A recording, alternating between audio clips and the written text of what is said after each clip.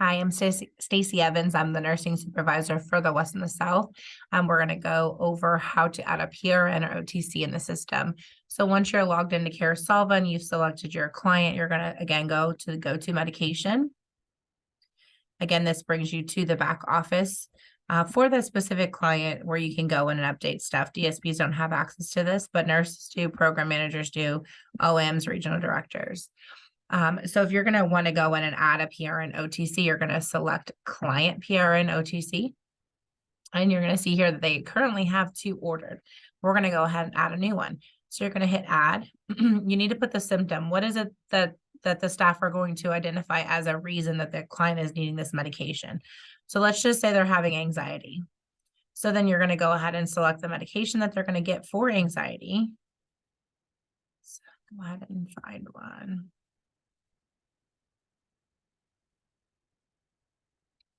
To say they're going to get lorazepam 1 milligram. So your dosage is going to be whatever it is that they're taking. They're going to take 1 tablet. It's going to be oral. It's a PRN. This prescription here and then the information on the instructions is going to match whatever the person was that first entered this in. You're going to want to go in and update this to match whatever your order is. So we're going to say, get rid of that. We're going to take 1 tablet by mouth. Twice a day as needed.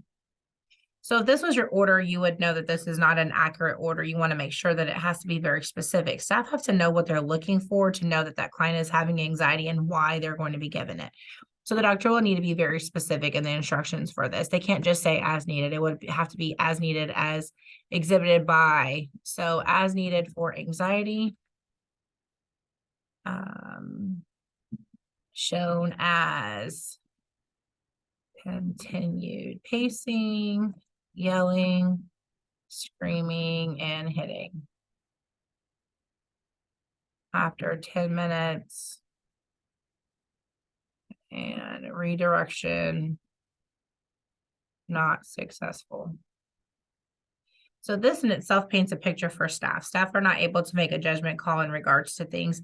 Anxiety to one person may not be the same to someone else. So someone pacing around in the room, someone may not even worry about that at all, but other people may be like, oh my God, they're really anxious today. So if we don't know what they're doing or that that's a sign, that could just be something that they do when they get bored.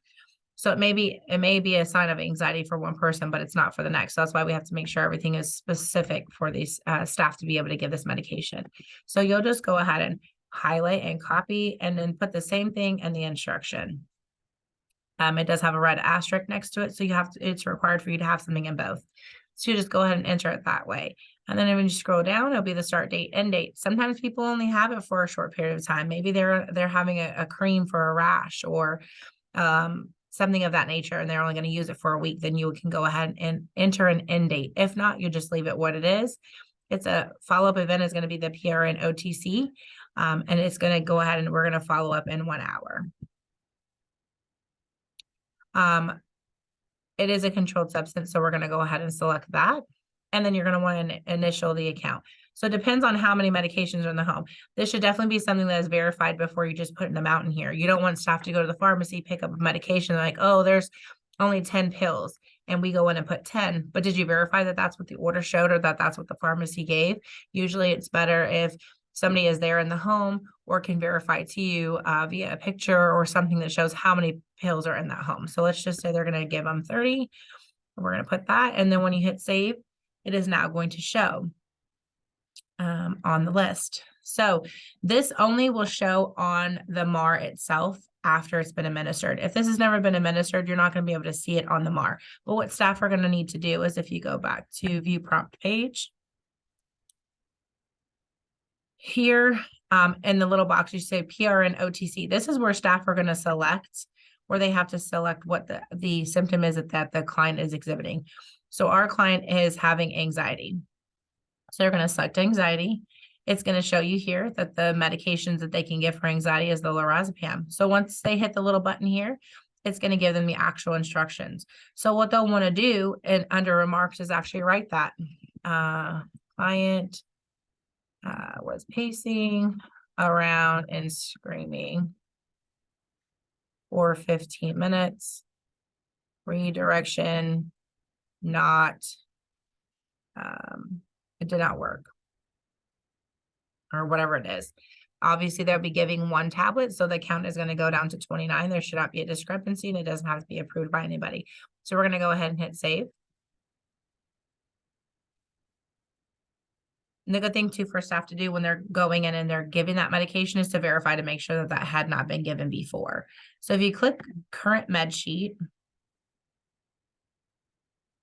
you'll actually be able to go down and see that here it shows that this client received lorazepam and the reason why.